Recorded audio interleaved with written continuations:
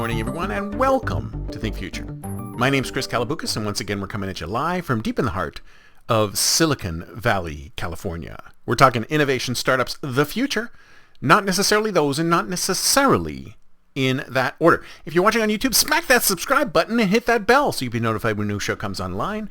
And if you're listening on your favorite podcast service, please subscribe and please drop a note on Apple Podcasts. I greatly, greatly appreciate it. In fact, a review would be even better. Don't forget that my latest book, 9 Rules for the Future, a plan by and for humanity, written with ChatGPT. That's right, folks. I wrote this book with ChatGPT to try and figure out what do we need to do to improve humanity. And since ChatGPT is kind of a reflection of humanity, I figured why not have humanity help me write this book. Just go to 9rulesbook.com if you want to get a copy.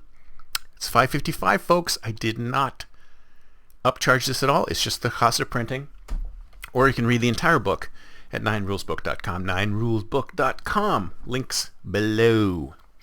Speaking of AI, I thought to myself, since it's Startup Monday, let's talk a little bit about something, a concept I just came up with. I just came up with it like 5 minutes ago called content black holes. And I thought to myself, isn't it true that a lot of times when you're searching on Google, you're searching for something, you come across some website which has the pros and cons of XYZ, the pros and cons of this or that, the pros and cons of da-da-da. And I think it was just the pros and cons of this or that. I forget what it was, but it was on some mainstream site. And I'm reading this site and I'm thinking to myself, this feels AI generated. This feels AI generated. And I thought to myself, this is interesting. I don't know if a human being wrote this. I don't know if ChatGPT wrote this. But I thought, wouldn't it be interesting if we set up a system, now that ChatGPT has an API, we set up a system that automatically generates and creates new websites on the fly and populates them with content from ChatGPT. I'll give you an example. So let's say you would look on Google Trends or whatever and find something that people are starting to talk about for some reason. They're starting to talk about, I don't know, tips for changing a tire.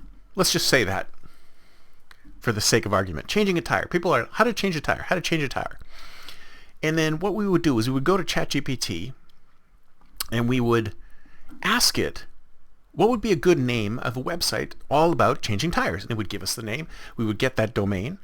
And then what we would do is we would set up a system that would automatically write a blog post a day on changing tires and different aspects of changing tires, and talk about jacks and talk about how to do it with this kind of car and how to do that kind of car. Or maybe something else. Say, for example, retirement cities. How about this for an idea?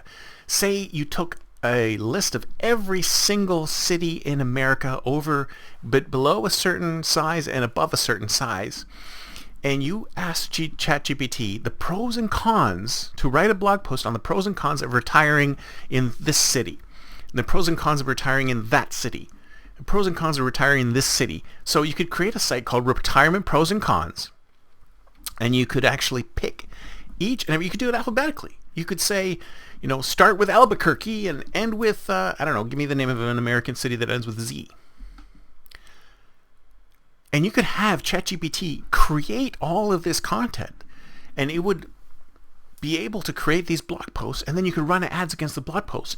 And then I don't see any reason why this couldn't be an automated system that would not only poll Google for trends in searches, find domains that do not exist and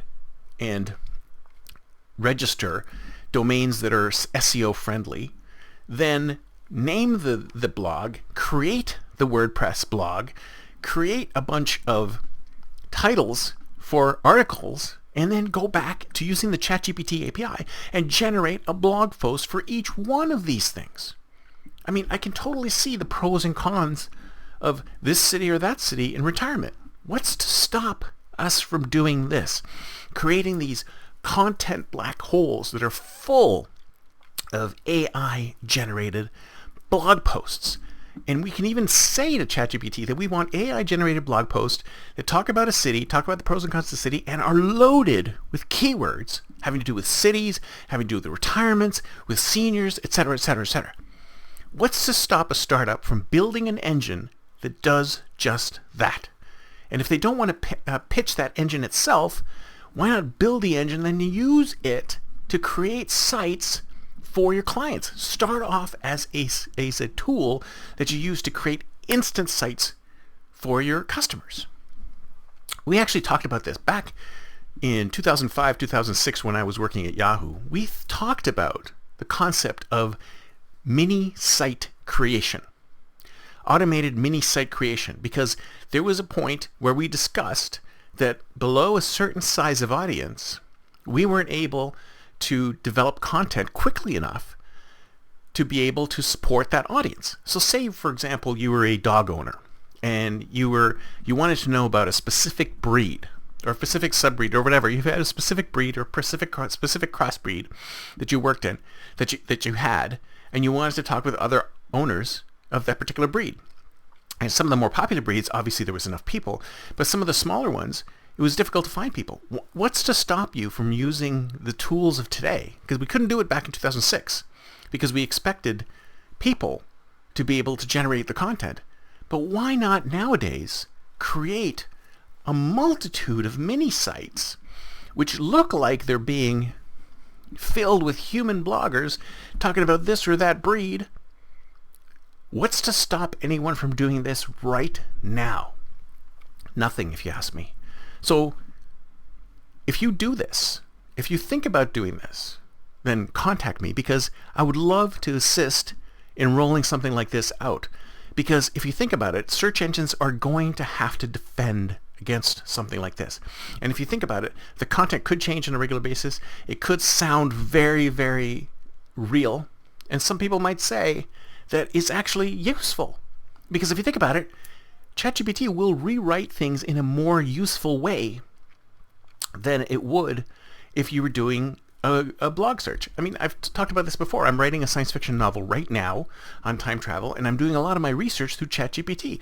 And it's easier for me, for anyone, to do research through ChatGPT because it's a conversational interface, and it kind of remembers what you talked about before.